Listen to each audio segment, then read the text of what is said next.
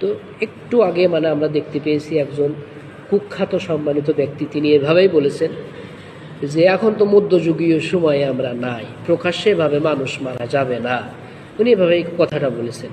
তো প্রকাশ্যে মানুষ মারা যাবে না, পশ্চিমাদের সভ্যতা নিয়ে এভাবে যদি আপনি কোটি বছরও পার করে দেন, মিয়া আপনি জীবনেও বাংলাদেশে শান্তি প্রতিষ্ঠিত করতে পারবেন। বাংলাদেশের সমসাময়িক সময়ে সবথেকে সমালোচনার যে বিষয়, বাংলাদেশের আইন ব্যবস্থা, বাংলাদেশের বিচার ব্যবস্থা নিয়ে প্রশ্ন উঠেছে জনসম্মুখে। তা আমরা স্বাধীনতার পরে বিগত 54 বছরে বহু শাসন আমরা দেখেছি। বাংলাদেশের সংবিধান পরিবর্তন হয়েছে, বাংলাদেশের সংবিধান সংশোধনী হয়েছে, তবুও কোনো শাসক বাংলাদেশকে সুশাসন উপহার দিতে পারে নাই, বাংলাদেশে কখনো সুশাসন প্রতিষ্ঠিত হতে পারে নাই স্বাধীনতার পরবর্তী সময়।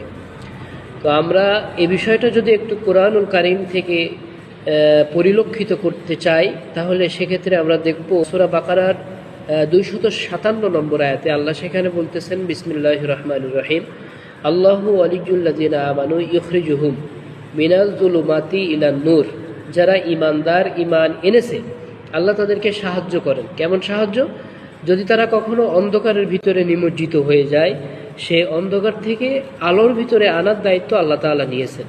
যেমনটা বদর যুদ্ধে পরিলক্ষিত করেছি, বদর যুদ্ধের ইতিহাস আমরা শুনেছি। আল্লাহ তাআলা আসমান থেকে ফেরেশতা নাজিল করে ইসলামকে বিজয়ী করেছিলেন। পরবর্তীতে আল্লাহ রাব্বুল আলামিন বলতেছেন, ওয়াল্লাযীনা কাফারু আউলিয়াউহুমুত তাগুত ইখরিজুনাহুম মিনান নূরি ইলা যুলুমাত। আল্লাহ বলতেছেন, যারা কুফরি করেছে, যারা অস্বীকার করেছে, যারা কাফের, তারা যতই আলোর ভিতরে আসার চেষ্টা করুক না কেন, তাদেরকে অন্ধকারের ভিতরে নিমজ্জিত হয়ে যেতে হবে, অন্ধকারের ভিতরে নিমজ্জিত হয়ে যাবে।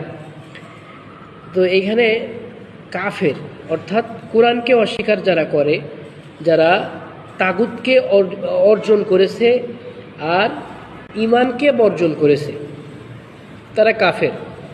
এইখানে তাগুতের যে বিষয়টা আল্লাহ বলতেছেন, আল্লাযিনা কাফারু আউলিয়াহুমুত তাগুত ইখরিজুনাহুম মিনান নূরি ইলাল যুলুমাত। এখানে তাগুতের যে প্রশ্নটা এসেছে গত 54 বছর 55 বছরে, কোরআনের কোনো নীতি, কোরআনের কোনো বিচার ব্যবস্থা বাংলাদেশের সংবিধানে সংযুক্ত হয়নি। যত নীতিমালা বাংলাদেশের সংবিধানে বিচার ব্যবস্থায় আছে, সব ওই পশ্চিমাদের সভ্যতা, পশ্চিমাদের কালচার, অনুসারেই বাংলাদেশের সংবিধান তৈরি হয়েছে। তো আমরা যদি কোরআনুল কারীমের ভিতরে একটু পরিলক্ষিত করি, সেক্ষেত্রে আমরা বাংলাদেশের সংবিধানে কোরআনুল কারীমের কোনো নীতিমালা নেই। সেখানে বিচার ব্যবস্থায় মানব রচিত সংবিধান, মানব রচিত আইন প্রণয়ন করা আছে বাংলাদেশের সংবিধানে, যার কারণে বিগত 54 বছরেও কোনো শাসক বাংলাদেশে এখনো পর্যন্ত শান্তি প্রতিষ্ঠিত করতে পারে নাই, শান্তি আনতে পারে নাই, সুশাসন প্রতিষ্ঠিত করতে পারে নাই। এমনভাবে যদি আপনি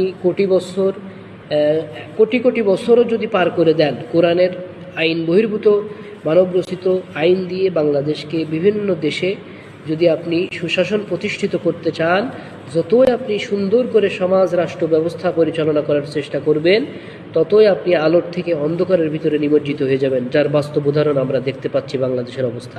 প্রতিদিন খুন, গুম, রাহাজানি। বাংলাদেশের বিচার ব্যবস্থায় তাদের কোনো বিচার নেই। বাংলাদেশের বিচার ব্যবস্থা সবসময় অপরাধীদেরকে ছাড় দেয়। বাংলাদেশ সংবিধান জিয়ে রাখতে চায়, তাদেরকে বাঁচিয়ে রাখতে চায়, তারা ভালোও হয় না, এদিকে তাদের বিচারও হয় না, যার কারণে অপরাধ সংঘটিত ক্রমশ বাড়তেছে। তো একটু আগে আমরা দেখতে পেয়েছি একজন কুখ্যাত সম্মানিত ব্যক্তি, তিনি এভাবেই বলেছেন যে এখন তো মধ্যযুগীয় সময়ে আমরা নাই, প্রকাশ্যে এভাবে মানুষ মারা যাবে না। উনি এভাবেই কথাটা বলেছেন। তো প্রকাশ্যে মানুষ মারা যাবে না, পশ্চিমাদের সভ্যতা নিয়ে এভাবে যদি আপনি কোটি বছরও পার করে দেন, মিয়া আপনি জীবনেও বাংলাদেশে শান্তি প্রতিষ্ঠিত করতে পারবেন না, সুশাসন উপহার দিতে পারবেন না। যারা হিংসায় হোক, ইচ্ছায় হোক, অনিচ্ছায় হোক কোরআনের নীতির বহির্ভূত কর্মকাণ্ড করে, তারা জালেম, তারা ফাসিক, তারা কাফের। সূরা মাইদার 44-47 নম্বর আয়াত।